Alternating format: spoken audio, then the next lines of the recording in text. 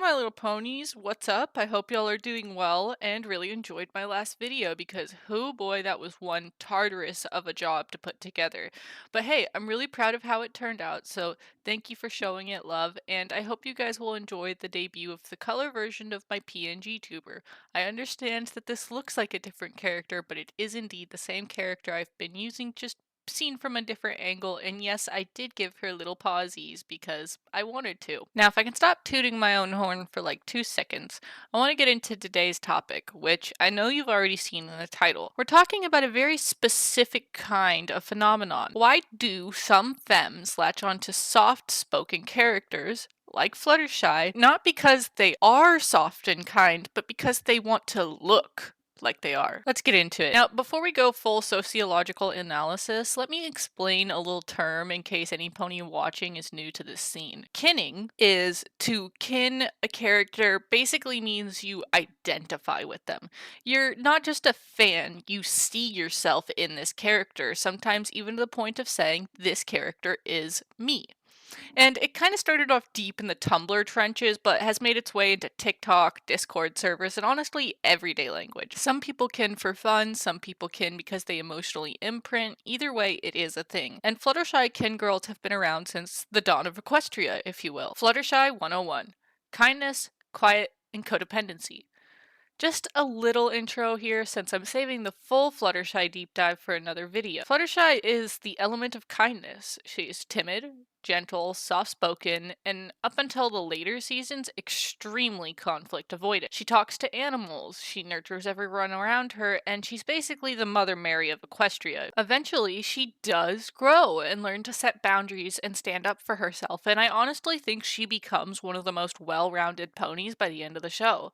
But let's be real, the Fluttershy most ponies remember and cling to is the one who whispers her way through conflict, apologizes for existing, and cries when things get too hard. So here's the question. Why would some pony who is none of those things cling to this character so hard?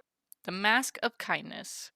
Here's the real tea. It's about perception. If you present yourself like Fluttershy, quiet, sweet, anxious, and emotional, people are a lot less likely to call you out when you're being toxic. Because how could someone who looks so soft be harmful, right?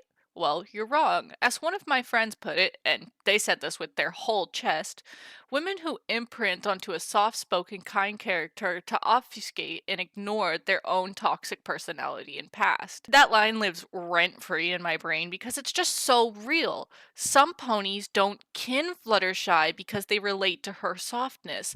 They kin her because they want to be perceived as soft. It's social camouflage, and it's also manipulative empathy. You know the type I'm talking about. They mess up, you call them out, and suddenly they're spiraling into a pity party. I'm just anxious. You're being mean to me. I didn't mean to hurt you.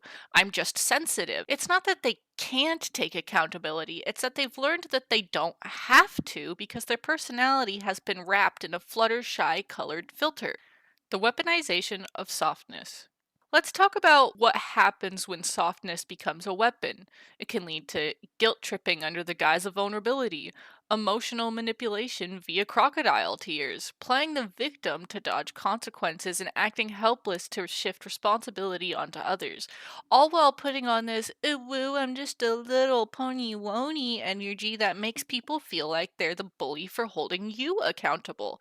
It's actually terrifying how effective it can be. Real Fluttershy versus fake Fluttershy.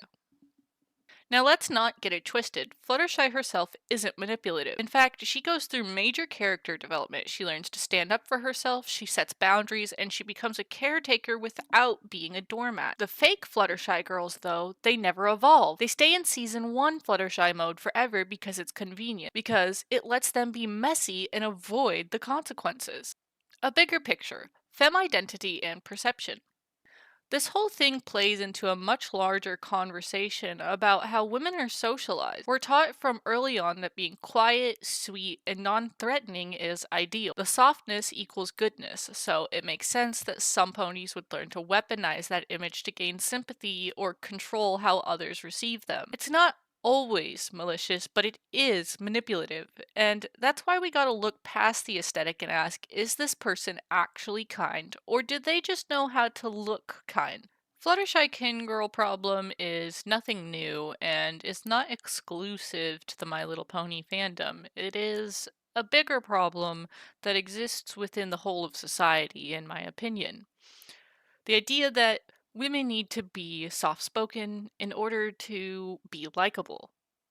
This leads women to manipulate the soft image of characters like this in order to hide behind toxicity, as I've stated. And while I think ultimately this is nothing more than the product of being chronically online, it doesn't mean it's not a real problem.